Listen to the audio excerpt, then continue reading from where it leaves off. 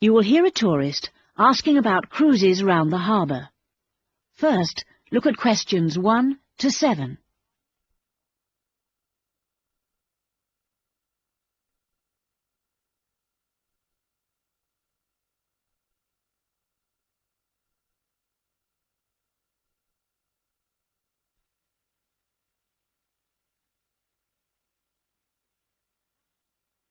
Now listen to the first part of the conversation and complete questions 1 to 7 on the table.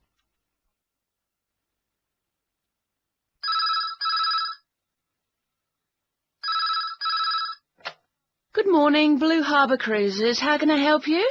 Oh, good morning. Can you tell me something about the different cruises you run? Well, we run 3 cruises every day, each offering something slightly different. Oh, let me just get a pencil so I can make a note of this. Right. Firstly, there's the Highlight Cruise, then we do the Noon Cruise, and we also have our Coffee Cruise. Could you tell me a bit about them? When they leave, how often, that sort of thing?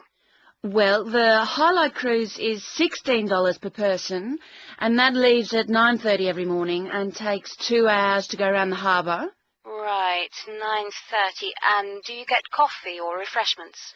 No, but there's a kiosk on board where you can buy drinks and snacks, and we do provide everyone with a free souvenir postcard. Right.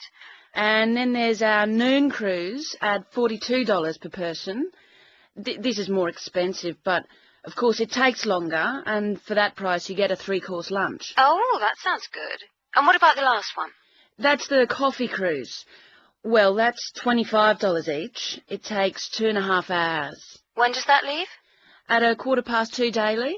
And presumably the coffee is included? Yes, and sandwiches are served free of charge. Now you have some time to look at questions 8 to 10.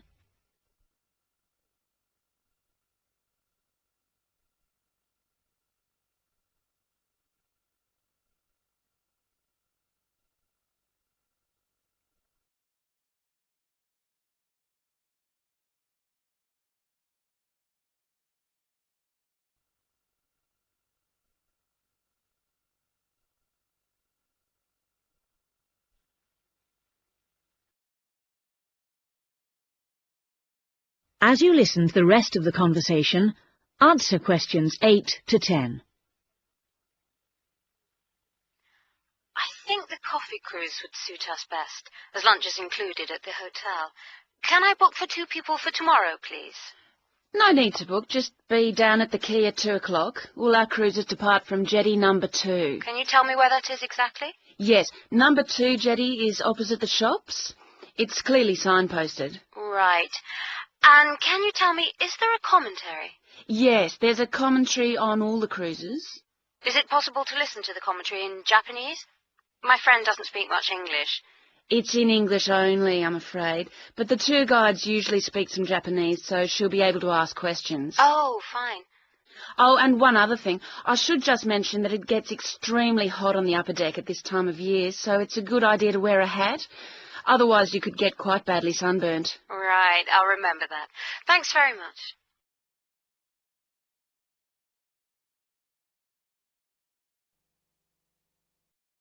That is the end of part 1. You now have half a minute to check your answers.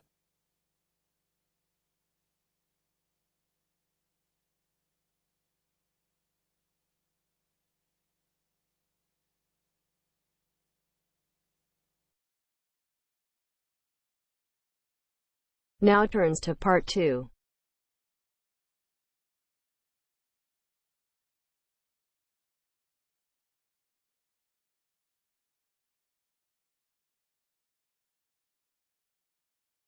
You are going to hear a guide named Matt who is introducing their trip in Wildlife Haven.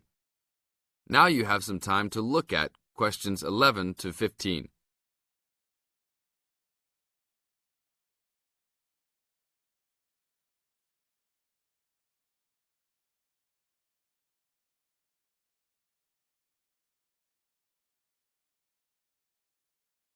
Now listen to the first part of the introduction carefully and answer questions 11 to 15. Well, good morning, everybody. My name's Matt, and I'm one of the 3 guides here at Wildlife Haven. Our job is to make sure that you all have a great time here with us and go home feeling happy and relaxed. As you can see, we're away from the city in a remote area between a national park and the sea. To encourage you to relax, there are no radios or TVs, and the only phones and newspapers are in the office. So, if peace and quiet is what you've come for, this is the place to be. From your cabin on the hill, you'll find you have the national park behind you, and you can look out from the sea from your front balcony. Your luggage will be unloaded from the bus and taken to your rooms in a few minutes. Once you have picked up your key at reception, please locate your room and check that all your luggage has arrived. The daily program here at Wildlife Haven is flexible and only as demanding as you want it to be. You should each have a brochure setting out the facilities and various walking tracks you can take. And on the bus, you are given a green sheet setting out a number of group tours in the coming week. If you want to join any tour, just write your name and room number on the relevant sheet along the wall here.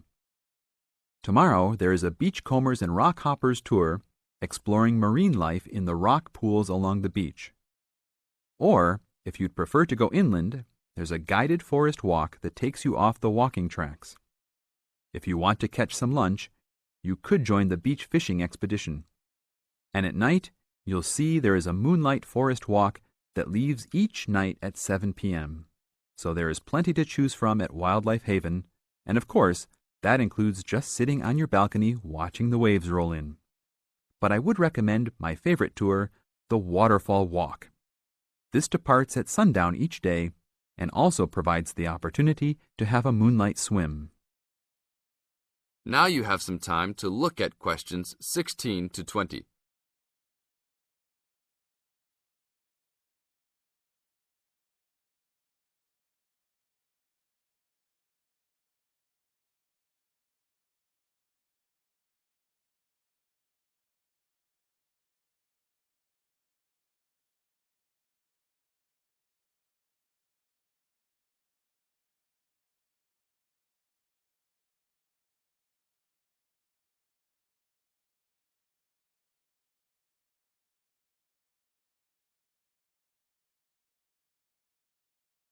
In the second part of the introduction, you are going to get some advice from Matt. Listen carefully and answer questions 16 to 20. You've chosen to visit us in January, which is one of our hotter months. And although you may be tempted to wear a minimum of clothing, you should always take precautions against injury, particularly in the national park. This includes sensible footwear. You'd be surprised how many of our guests ignore this advice and end up being sorry. And socks are a good idea too. And even though you might be under trees a lot of the time, it's a good idea to wear a hat in this hot climate. There's no need to be too concerned about walking in the national park, provided you use common sense. It's true that there are poisonous spiders in the park, but they are really more frightened of you than you are likely to be of them. I should also warn you against eating any wild berries. Some are edible, but you should avoid them all. We'll provide all the food you can eat. Well, that's about all for now.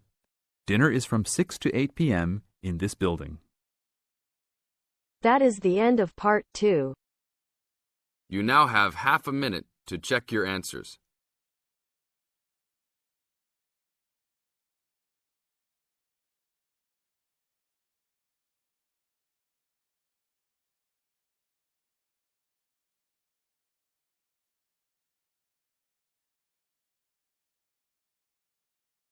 Now turns to part 3.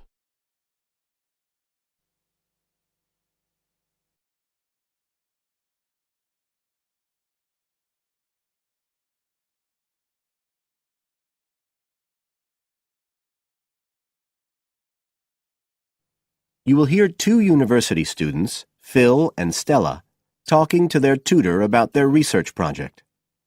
First, you have some time to look at questions 21 to 27 on pages 69 and 70.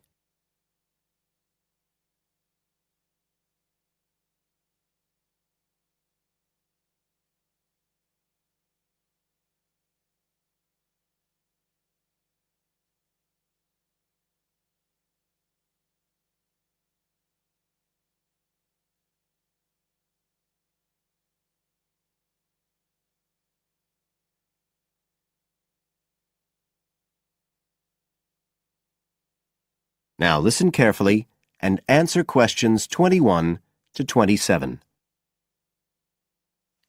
Come in. Ah, yes, Stella. Is Phil there too? Mm-hmm. Good. Come on in. OK, so you're here to discuss your research project. Have you decided what to focus on? You were thinking of something about the causes of mood changes, weren't you? Yes, but the last time we saw you, you suggested we narrowed it down to either the effects of weather or urban environment. So we've decided to focus on the effects of weather. Right, that's more manageable. So, your goal is, Phil? To prove the hypothesis, no.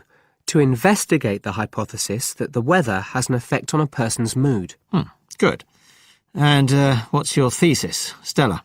Well, our thesis is that in general, when the weather's good, it has a positive effect on a person's mood, and bad weather has a negative effect. Can you define your terms here? For example, what do you mean by good and bad? OK, well, good would be sunny, warm weather, and bad would be when it's cold and cloudy or raining. And how would you define an effect on a person's mood? What would you be looking to find? An effect on the way a person feels. A change in the way they feel, like from feeling happy and optimistic to sad and depressed. Right. And what sort of weather variables will you be looking at? Oh, sunshine, temperature, cloudiness, precipitation, among others. It'll depend a bit what the weather's like when we do the survey. Fine. We'll talk about that in a minute. But first, what about background reading? I gave you some suggestions. Did you manage to read any of it? Yes, we read the Ross Vickers article, the one comparing the groups of American Marines training in summer and winter. That's quite relevant to our study. It was interesting because the Marines who were training in the cold winter conditions tried to cheer themselves up by thinking of warm places, but it didn't really work. Yes, they were trying to force themselves to have a positive mental outlook, but in fact it had the opposite effect, and they ended up in a very negative state of mind. And we found some more research by someone who wasn't on the reading list you gave us, George Whiteborn.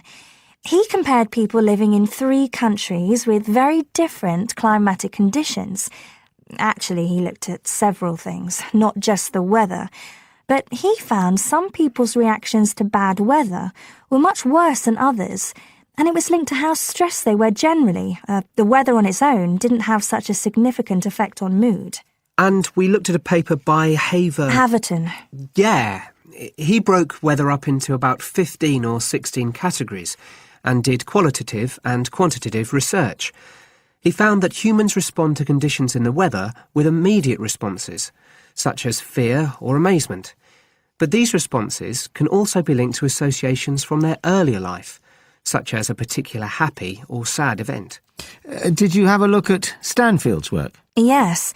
It was interesting because the type of questions he asked was similar to what we were planning to use in our survey. Yes. He asked people how they were feeling on days with good and bad weather. He found the biggest factors seemed to be the humidity. Moods were most negative on days with a lot of rainfall. Long periods without sunshine had some effect, but nothing like as much. That could be quite a useful model for your project. Yes, we thought so too. Although we can't continue our survey for as long as he did. He did his over a 6-month period. You now have some time to look at questions 28 to 30 on page 70.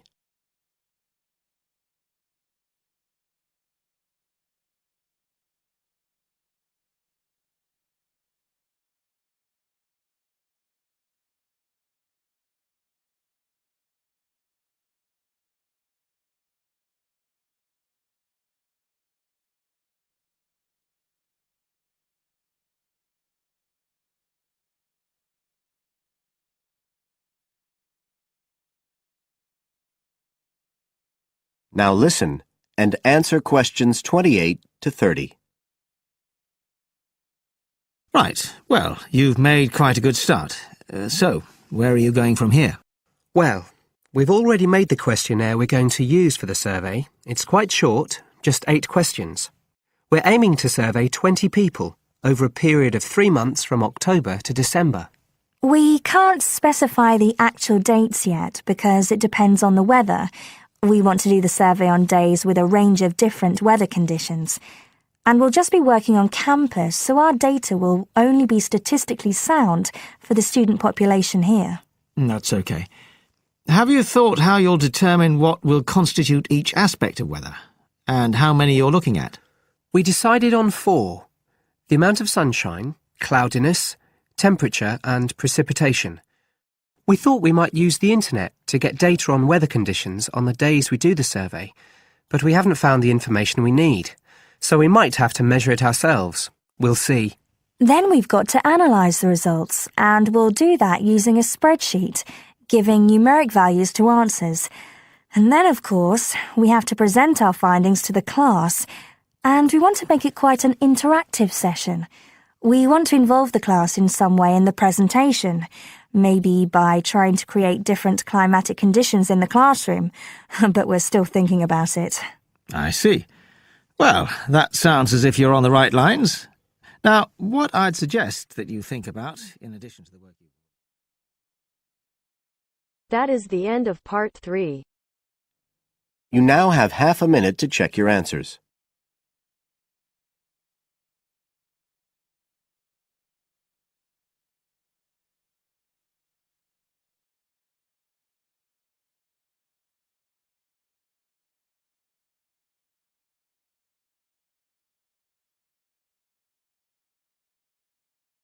You will hear a talk about waste and waste treatment. First, you have some time to look at questions 31 to 34.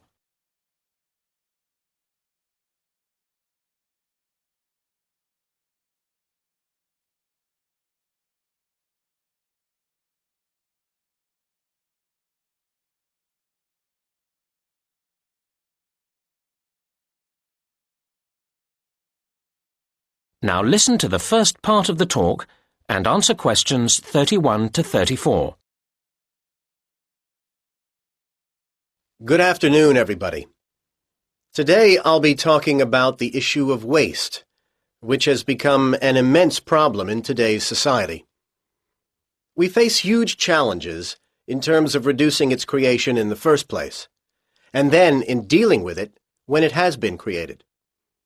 Now, the model of nature would be our ideal, a completely cyclical system in which no excess waste is generated that can't be processed by itself. However, we humans have proved, despite our apparent intelligence and ingenuity, quite incapable of achieving this.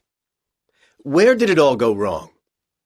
We have evidence that in ancient Greece and Rome, governments operated municipal waste collection, and a huge Stone Age mound was identified some years ago in Norway as waste disposal. So we can see that people have been generating waste for a very long time indeed. However, during the Dark Ages, sophisticated municipal waste processing disappeared. The medieval answer to waste was to throw it out of the window. But this waste, apart from broken pottery and a few metal objects, was largely organic. This meant, of course, that it was quickly absorbed into the environment by the natural processes of decay.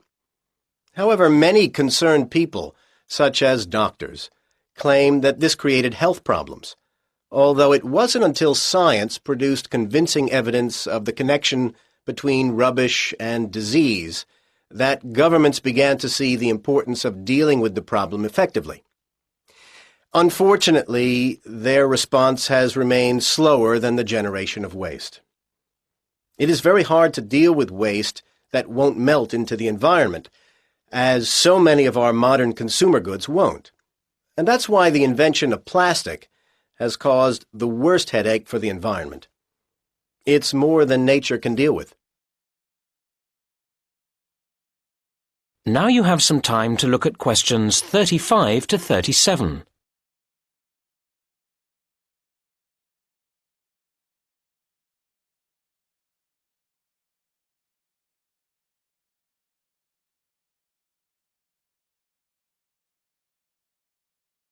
Now listen to the next part of the talk and answer questions 35 to 37. In order to address the root of the problem of waste, we need to think about what has made the quantity of waste accelerate in growth. I'd identify three main reasons. As many countries became industrialized, we saw the advent of mass manufacturing. This has been enormously damaging, as it has greatly increased the amount of things on the planet's surface which don't go away by themselves. Closely related to this is packaging, necessary for transporting things around the world, but then extremely difficult to get rid of properly. And a third aspect to the problem has been disposable goods. We have become accustomed to so many things being to use and then discard that we find it hard to imagine life without them. And yet we spare little thought for where they go when we do discard them. Now you have some time to look at questions 38 to 40.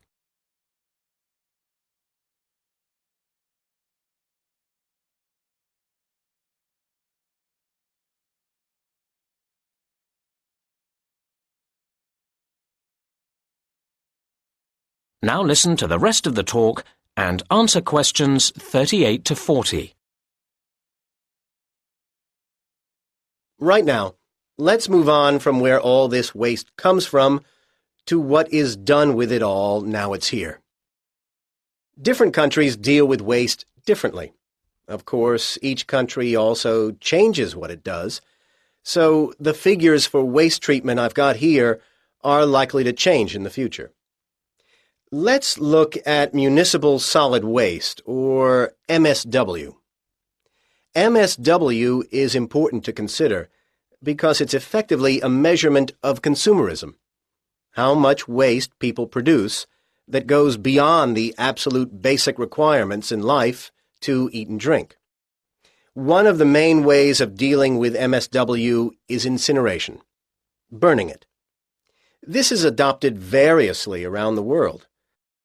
The UK burns relatively little waste, as does the US, while Denmark burns about half of all waste, and Japan uses this method for as much as 3/4. These are broad brushstrokes, of course, because an important issue is how efficient and clean the burning process is. Another major form of waste treatment is using landfill sites, basically burying the waste in the earth. Currently, this method is the dominant process used in the UK at over 80%, and is also heavily used in Germany and in the US, while densely populated and mountainous countries, such as Switzerland and Japan, dispose of relatively little this way. A third, and much better way of dealing with waste is to recycle it, turning it back into more things we need.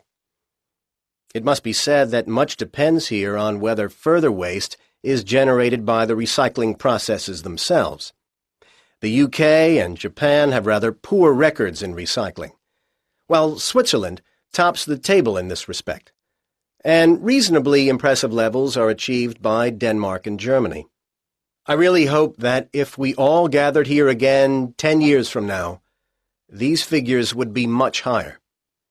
Time and a lot of effort will tell.